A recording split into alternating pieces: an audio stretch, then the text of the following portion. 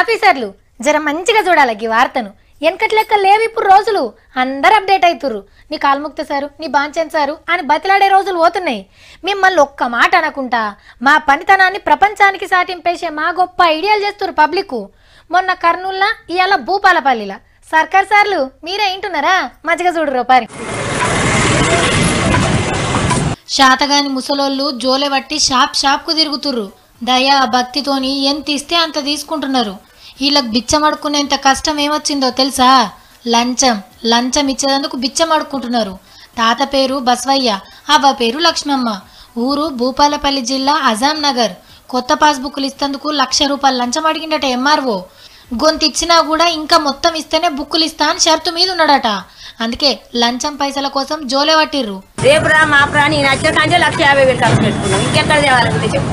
ఒంటి విన్నాగా కూడా కుదబెట్టుకున్నాం, అన్ని కుదబెట్టుకున్నాం. ఉందా ఏం లేకుండా అప్పుల పాలైనాం. ఇట్లా బ్యానర్లు రాసుకొని తిరిగే వరకు ఆఫీసర్ల సక్కదనం పబ్లిక్ అందరికి తెలిసిపోయింది.